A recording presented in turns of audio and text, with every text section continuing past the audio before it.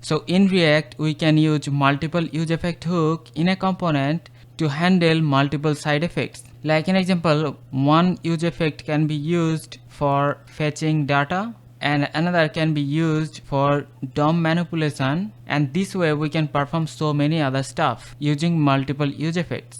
And the syntax is similar. We use the useEffect and inside that we pass one callback function. We can have the optional dependency array. So if we pass empty dependency array, that means this effect will run on mount. Similarly, we can have another useEffect, and here we can use count state as a dependency. That means whenever the count changes, then only the code inside the useEffect will be executed. And also we can have another useEffect, and here we can use another dependency. Whenever this dependency changed, then only the code inside the useEffect will be executed. So this way, in a single component, we can use multiple side effects, and they can handle different side effects independently based on the specific dependency they have. So like an example, here we have this app component, and inside the app we have two states, count and text, and also we have the button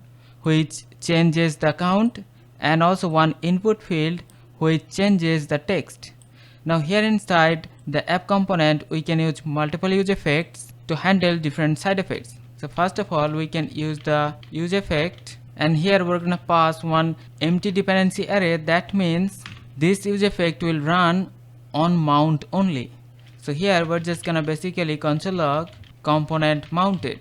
So here we can write all of the code that needs to be executed whenever the app component mounted on the DOM. So this way we can create another useEffect, and here we can use the count state in the dependency array. So whenever the count changes, then we're gonna console log count changed, and this way we can create another useEffect, and here we're gonna use the text as a dependency. So whenever the text changes, then we're gonna console log text changed. So whenever the component first mounted, you can see we have the console log component mounted. Now if we change the count, you can see we are getting the console log count changed. So in this case, because we are changing the count, so we are executing this piece of side effect where it console logs count changed. And also if we start typing in the input field, you can see we are getting the console log text changed because we are changing the text.